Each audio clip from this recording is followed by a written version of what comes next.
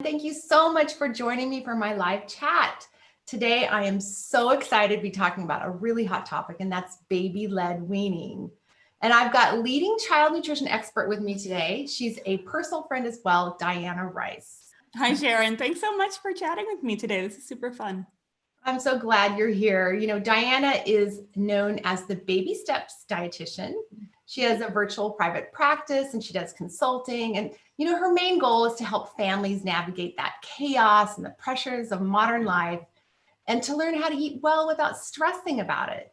So you can find out a lot more about Diana at her website at dianakrice.com. And you can learn about her brand new podcast. Tell us about your podcast, Diana. The name of the show is The Messy Intersection, and that's because the tagline of my business is nutrition for the messy intersection of pregnancy, postpartum health, and feeding tiny humans. And, you know, I'm a young mom myself. Most of my peers are young moms. And I just found that there's this particular time in life where your life changes so much. You know, your body changes because of pregnancy. You've suddenly got to figure out how to feed your kids and you're starting all over and it's just messy. And, you know, there's a lot of resources out there for the kids and, you know, what's best for kids nutrition. But I really wanted to create a resource that, you know, brought them both together and really just celebrated the fact that moms are in this too. And her life is changing too. Her body is changing too. Her eating habits are changing too. And, you know, give the mom just as much support as the little kiddos. So that's what it's all about. I love that. And, you know, I see your work all over social media. And I think that you're doing something so important by talking about all these things. You know, even as a dietitian, when my kids were little, I had so many insecurities about what I was feeding them. You know, there's always something you could be doing more of. And there's just so much information out there. So this is a really valuable thing. And really showing people how to remove that stress, you know, and feel better about what they're doing. Yeah. I always tell parents, you know, they come to me with whatever problem it is. And I just like, let's just take it a step back, you know, like what if the stress is causing more of a problem than, you know, whether it's, you know, my first episode is about breastfeeding versus formula feeding. And my guest, Alex Caspero, who I know that you know very well, because she's a plant-based RD, just became so stressed out about, you know, not being able to breastfeed. And, you know, we cover how in that case, formula really is the best choice for her family because it, you know, met her son's nutritional needs and it gave her that peace of mind as well. Yeah, that's so important. You know, people just get really hung up on nutrition as they become young families, young parents. So this is really great information. And there's just so many topics, you know, when you just talked about, you know, breastfeeding versus formula feeding. And then there's the introduction of foods. But what we're really going to be talking about today is baby-led weaning, which is really a hot topic. And, you know, it's something that's getting a lot more buzz. And I think there's a lot of confusion too, wouldn't you say? And a lot of, you know, misunderstandings about it. So first of all, can you just tell us what the nitty-gritty of baby-led weaning is? Like, what is it all about? Yeah, it's almost like it came out of nowhere and suddenly there's this like brand new way that's like better to feed our babies. And what is it all about? Baby-led weaning, the phrase baby-led weaning was coined by a British author named Jill Rapley in a book published around 2008. And it explored a alternative method of feeding babies that probably parents have been using for decades, if not centuries, but really put a name to it and, you know, explored some of the research that demonstrates its safety and its benefits. So what baby-led weaning is instead of the spoon coming towards your baby's mouth with the baby oatmeal or the pea puree, it's putting your infant in their high chair, making sure they're safely seated, and then offering the baby some of the very same foods that you're having on your plate yourself. There's a lot to learn about how to modify the foods so that they are safe for the baby, but it's basically skipping baby food purees and going right to solid foods from the very start. Yeah, and I love what you said, because this is probably the way parents have been feeding their babies since the beginning of time. You know, I've read about how, you know, infants would eat with their families and the parents would just literally mash up the food, and they were exposed to all these flavors and textures and spices, and I'm sure there's a whole bunch to talk about when it comes to that, right? Yeah, definitely. I mean, one thing that I love so much about it is that I don't think there's anything wrong with baby food, whether it's from a jar or you make it yourself. But really my goal for any family that I work with, especially in my private practice, is to get everybody on the same page enjoying the foods of the family. So if your family enjoys a plant-based lifestyle, if you introduce your infant to the things that you and your partner like to cook and eat regularly, those are going to be the things that your baby develops a preference for, and that's really important. And that's how we sort of circumvent picky eating and really help the kid help prioritize getting the kid really great nutrition, is by introducing these foods really early on. There's a stage called the flavor window between like 4 and 7 months where babies are most receptive to new flavors. So if we can introduce the foods that the family's going to be relying on anyway, like later in the kid's life during this time period, and in a form that the kid is going to recognize later on, because you could puree up, any old, soup or stew that you make, but a lot of kids have trouble transitioning from that puree to the actual solid food, which is a skill that every kid needs to learn.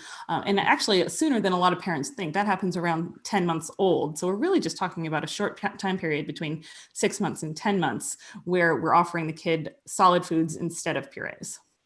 Okay, yeah, I was going to ask you about that timeline. So could you revisit that again? So if you are a parent interested in baby-led weaning, and you've been using formula or breastfeeding, so when would you start introducing your baby to this concept? So all of the leading health organizations, the World Health Organization, the American Academy of Pediatrics, all say start babies on complementary foods. So the food is a complement to the breast milk or the formula at 6 months old. 6 months is also the time where we see babies start to develop the motor skills that they need. So sitting upright in the high chair, being able to grasp things with their hand, bring them to their mouth, being able to make a chewing motion. Babies have something called the tongue thrust, which is helpful if a breast or formula bottle is coming towards their mouth, to latch onto it, but that would also have them eject food if they were to do that. So that actually just disappears naturally right at the 6 month mark. And this is also when we know that their little tummies are ready for solid food, their gut health is in check. So about 6 months old is definitely the right time to start solids, no matter whether you're doing baby-led weaning or purees. I did mention that flavor window of 4 months old to 7 months old. And it's like, well, if I'm not supposed to start solid feeding until 6 months, aren't I missing some of that window? What a lot of parents do is just kind of like a smidge on the lips of a new flavor or something like that. Yeah. Interesting. I love that. So, why are parents drawn to this sort of style of feeding their infants right now? Yeah, well, one thing is definitely that it's just the latest trendy new thing, just like, I don't know, the keto diet is a trendy new thing. Not all trends are necessarily in the best interest of our health, but some of them are, like I'm also a big proponent of intuitive eating. That's a trend that is getting a lot of traction. And I think that baby-led weaning is a great way to help our babies maintain their sense of intuitive eating right from the start. So really, it's trendy, yes, but it's convenient, especially if you want your baby to have homemade foods.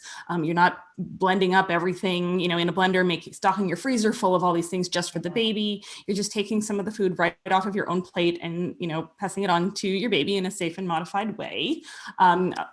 Things like some parents are wary of jarred baby food. It just doesn't taste like the food that the baby's going to be eating later in life. So, it's a great way to introduce really nutritious, fresh foods to the baby. And there's some research now that's showing us that it can help infants who then become toddlers widen their flavor palettes and basically become less picky eaters. It's not fail safe, but it does help the more foods we can get into that window. And, instead of going with the pea puree and then the sweet potato puree, you can basically give the baby anything that you're having for dinner, so long as it's modified in a safe way, which is really great for their flavor training. Yeah, I've been reading some of that research. It seems like we're at the beginning of that kind of body of science, but it is interesting, and it makes sense to me, that if babies are introduced to these things later on, that they will accept them more and have better diets, more diversity in their diets. It's all good. And what about weight? Is there any research on weight? Later on, we have so much interest in childhood obesity. What about that? Yeah, the research that I've seen, the most recent research that I've seen, I think showed that there's just not enough information to tell right now. But, so I practice as a weight neutral practitioner. I just want to know, is that kid getting the nutrition he or she needs? Yeah. And if the child is less likely to be a picky eater, they're more likely to enjoy the fruits and vegetables and, other nutritious foods that they need, all throughout their childhood, kind of regardless of, what their body size does. Yeah. My priority is always, where's the child's nutrition, and their body size is like down here, so long as they're getting a wide variety, healthy diet. I totally understand what you're saying. Yeah. It's just, I really love that traditional component. We talked about that a second ago, about how this was perhaps, modeling the way that people have fed their infants for a long time. And I think this is a really great way to also provide that cultural diversity. Bring your family traditions, your food traditions, your way of eating to your child. What do you think about that? We didn't always have Vitamix blenders, right? That's fairly new, or any kind of blender, right? That's in the last, handful of decades, that came on the scene. I've seen things, a mom chooses the food herself and then offers it to the baby, kind of in a baby bird style. Yeah. But we didn't always have the technology to make jarred pasteurized baby food. Surely we started babies on food somehow. I know. So I'm the oldest of 4 kids, and when I first told my own mom about baby led weaning, she goes, "Oh yeah, that's how we fed your youngest brother. By the time he came along, I didn't have time for any of that." But it reminds me, I teach baby led weaning workshops, or at least I used to, when I used to be able to see people in person. And I had a participant ask once, I just want my kid to love ethnic food. My husband and I love ethnic food. What can I do to make my kid, love it too? And I'm like, give your kid ethnic food, the other in America, we tend to be really wary of giving kids really flavorful food, certainly spicy food, but even anything with really strong flavors. And abroad, that's just not the same case. And I just, go to your favorite ethnic restaurant, get your takeout. I always caution parents to just double check that the baby has been introduced to every potential allergen that's in that food. But otherwise, just have at it. Let them get messy. Let them grab, the saag paneer and, just get it all over their face, because that's how they're going to come to love those flavors. And I'm really big on just believing that every family has their own individual food culture. For some families, it might be, mac and cheese and pizza and, just plain steamed broccoli on the side. For other families, it might be, these really rich dishes, and the family loves cooking. And really my goal is just for the kid to come to appreciate the foods of the family, because then you don't have the mom or dad, being a short order cook. And, especially for families that are really interested in nutrition and moving towards a more plant-based diet, this is how we're going to get the kid on board with that whole approach to eating. Yeah. You mentioned something that I wanted to ask you about, and that is allergens. You said that, you want to make sure that you're identifying all the potential allergens. So how does that, I've read some research about introduction of foods earlier can help, prevent allergies. So how can baby led weaning feed into this whole issue? This is fascinating. So basically it was just in, I think, 2017 that we got some new guidelines on introducing allergens to babies. We used to think, closer to the 90s, early 2000s, we used to think if your baby might be at risk for a food allergy, keep the peanuts away, keep everything away until sometimes ages 3 years or more. And there was never actually any research that supported that. And, I know that you are big on evidence-based practice. Unfortunately, there was never any research that supported that. And we recently learned that, according to the latest peer-reviewed research, it is actually the earlier that the babies are exposed to potential allergens, the better. And so there was one landmark study comparing infants in Israel to infants in the UK. And they were looking at why do infants in Israel have such a lower incidence of peanut allergies. And it's because there's a very popular snack food called bamba. It looks like a lot like a Cheeto, but it's made, instead of cheese, it's made with peanuts. Those are really good, by the way. Yeah, they're great. And babies there is a soft little crunchy texture for a baby to kind of gum on.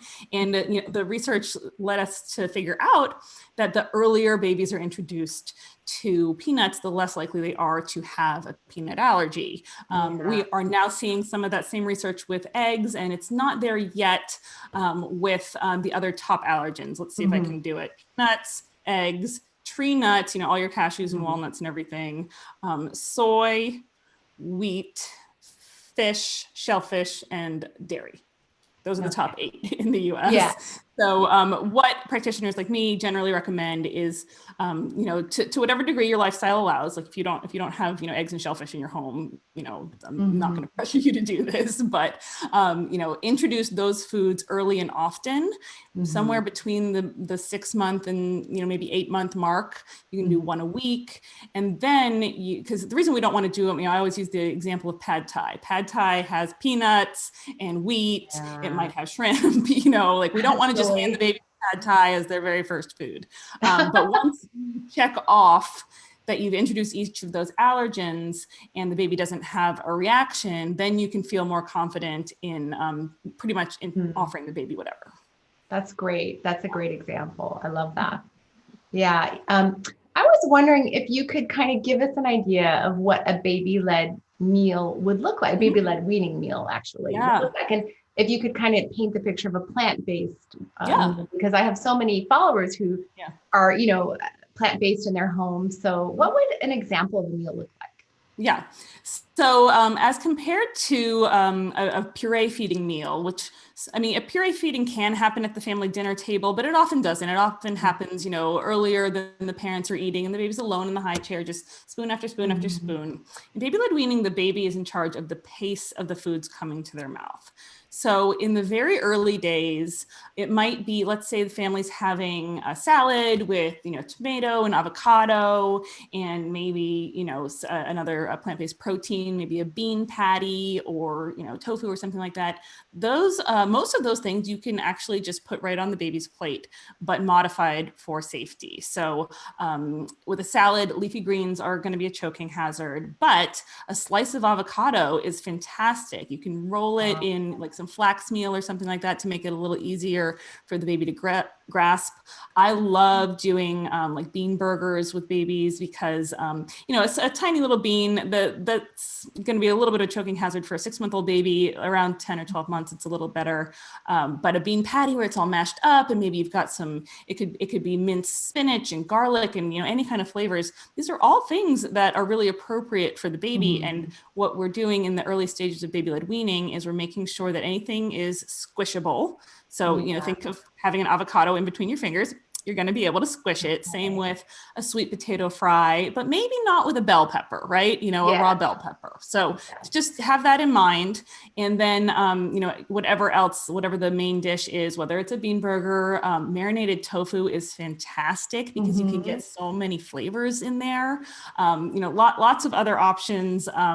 Just basically, it just needs to pass that squish test and not have anything hard like a whole nut or a whole, grape or, cherry tomato or something like that. And then what's really great to do in the early stages is to shape whatever it is into kind of the same shape as an adult finger, or maybe a little bit thicker, because 6-month-old babies, they're not able to use this function of their hand yet. That's called the pincer grasp, and that develops around 10 months. So something like a black bean or something, that's when we'll be picking those up around 10 months. But at 6 months, we have the palmar grasp.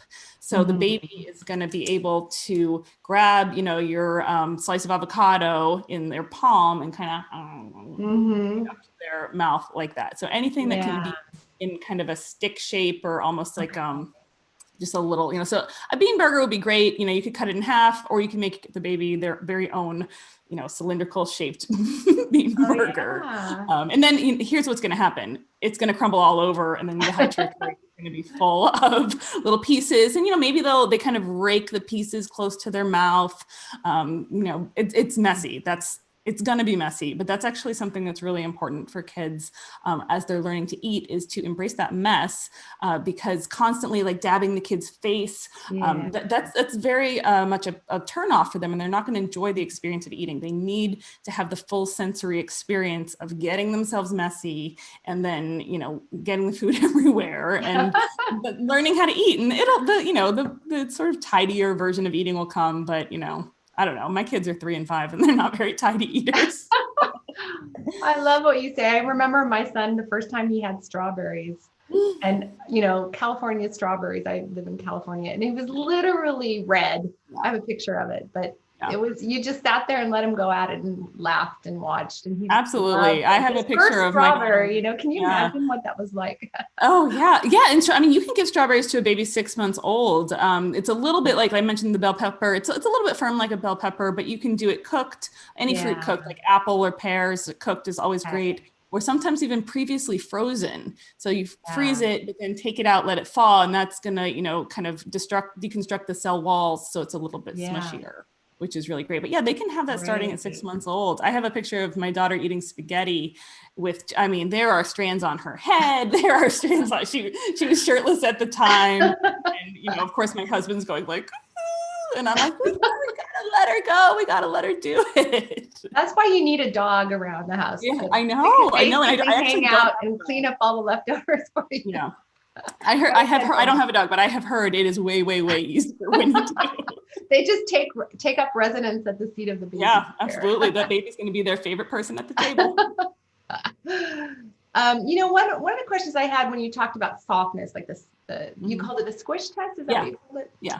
So, you know, like for example, tofu, if you made it, I would just consider if you made it the right size, it could still be like a plug in their throat, right? So is it, you talked about the cylindrical size. Would there be some recommendations you have for this, you know, the actual size of things, even if they are soft? So I would think it's really more about texture. Size is to help them grasp it. So I wouldn't necessarily do like crispy fried tofu right away. That might not be quite as squishy. But here's the thing about the smaller pieces, because I work with parents on this all the time. And I myself experience that anxiety of my baby getting a small piece of food in their mouth. You know, let's say if they take a bite of the tofu or the avocado or anything, it is going to turn into a smaller piece, right? Taking a bite, that's something. Even if they don't have teeth, they can still take a bite with their gums if it's soft enough. What the baby is learning to do is maneuver food in their mouth, even if it's a small smushable piece of tofu, for example. So basically they're going to get it to the back of their mouth. And if it's in its whole form, they very likely will gag on the food. And gagging is different from choking. Gagging is it's not very, you know, PC to demonstrate, but it is like, it's important for parents to know that, you know, that is actually very normal, and it's actually beneficial, because this is a learning experience for the baby, learning, oh, I don't like how that feels. I like it better when I gum it up first and then move it to the back of my mouth. So it's very normal for babies to have a couple of experiences of gagging, and it's going, I mean, if you even, no matter what you serve in the shape of a stick, is going to turn into a smaller piece once they get some in their mouth. So we want them to gag, to have that experience of, oh no, I need to chew this up a little bit first. Okay. Now, choking is what we definitely do want to be concerned about. And there's one of the many reasons I'm an advocate of baby-led weaning is that there is no evidence to show that it is more likely to lead to choking than traditional spoon feeding. So basically, if you have a baby that you're going to be feeding whatever, it's really beneficial to take an infant CPR class. But you know, the signs of choking are it's silent. They're not going to be making that sound, you know, and they're not going to be able to spit that food out, and they're going to need that adult assistance. And it's fairly common with most babies, regardless of how they are weaned. And it is typically, I mean, I'm not a doctor here, but like, you know, typically you execute what you learned in your CPR class and the baby is okay.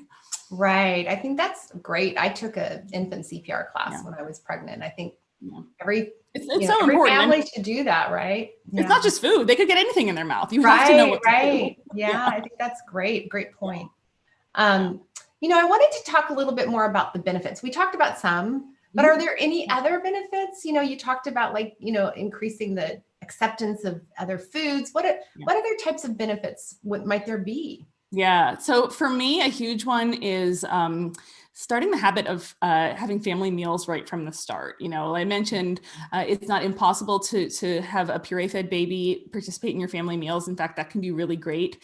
But when everybody's eating the same food at the same time, eat from infancy onward, a lot of times I work with couples where the two parents weren't even eating together necessarily, but the fact that they have a kid now makes them want to come together. So you're starting that habit of, sitting around the family dinner table and enjoying the same foods early on. It's also going to be an opportunity for the parents. I honestly sometimes think that the benefits to the parents are greater than the benefits to the kids, because you're going to be practicing the best principles of child feeding, which are the division of responsibility. I don't know if your listeners might be familiar with this, but it's a child feeding principle that comes from another dietitian, Ellen Satter. And the parent in the division, the parents are responsible for what the food is, when it is served, and where it is served. So bean burgers at the dining room table, 6 o'clock. The child is responsible for whether to eat that food at all, and if so, how much. And we can implement this from age 6 months old. And it's not impossible to do with purees, but it is easier to do with baby-led weaning, because with purees, you're like, one more bite, one more bite, one more bite. Actually, the parent interfering, depending on how it's done, it can be the parent interfering in the whether to eat and how much. So when we put the food right on the baby's tray and let the baby be the one, this is why it's called baby-led weaning. The baby is the one bringing the food to his or her mouth.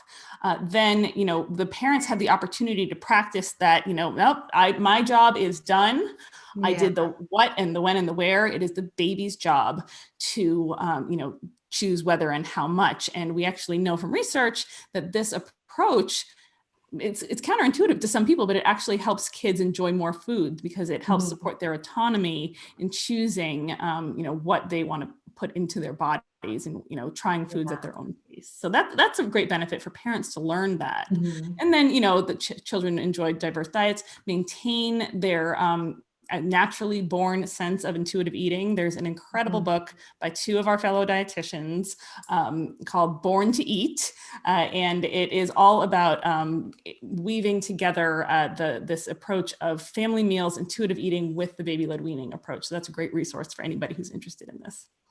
I love that, and I've read some of the work about, these sorts of principles, because, when we're constantly feeding, it's hard for us to monitor as parents when that child is full, and we may be kind of, shortchanging their own compensatory levels, to say I'm full. They can't say I'm full because, mom's got that spoon headed to their mouth, and they get to actually be more engaged and start identifying their own sense of fullness. And, I think that's a really important part. It's so important. And adults honestly have no idea when any given child's tummy is full or not. My own 5-year-old, she tends to eat so much at lunch that she's rarely hungry for dinner.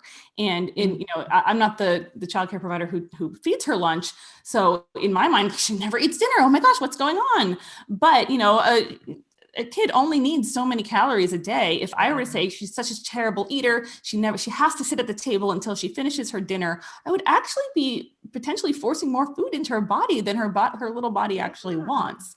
So, she sits with us at the meal, and we chat. She might eat a couple of things depending on, what else she's had that day. Sometimes she eats more than others, and it's up to her.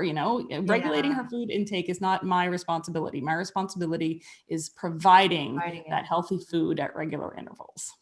And it also supports the research that shows just availability of healthy food will increase a child's, intake of that food. Like, there's all this research that shows exposure, just by being exposed to these foods, will increase the child's acceptance. Yeah. That kind of supports that whole idea too. You don't have to literally force it down their mouth. You just expose them to it. I'm a firm believer. I had one very picky child who now eats every vegetable under the sun. He's like plant-based diet. And I mean, he just lives on all these things. But my whole philosophy as a parent was to cook all this healthy plant-based food, make it as pretty and delicious and interactive, hopefully, where they can actually make their own taco or whatever, depending on their age. And and have it available so that they would know that this is, how we eat, and, you can make your choices. And I think all of that really came through later on. So, I really agree with what you're talking about. I think it's great. And it's less stressful for parents, right? It's about what you're talking about, taking the stress and the chaos out, right? Yeah, absolutely. That's huge. That's a huge part of it. And, another thing is adults modeling eating the food themselves, like you're saying, plays right into that importance of exposure. And most adults aren't modeling taking some of the pea puree into their mouth themselves. Maybe. Yeah. But, like I think of, Brussels sprouts, my kids don't love Brussels sprouts, but that's not going to stop me and my husband from enjoying them. So, they show up once in a while, and the more often that they are on the table, the more likely kids, they're learning everything from adults. Yes. And, if they learn, they trust us, they trust their mom and dad. And so they're thinking, okay, well, this person who I really like and trust is eating those Brussels sprouts like all the time. Like, thinks they taste great. How bad can they be? But you still have to, leave it up to the child to take that first taste, because you need to preserve their autonomy in that way. And that's building the trust between the caregiver and the child, is that I'm not going to make you eat anything you don't want to. I trust you to trust your appetite. Yeah.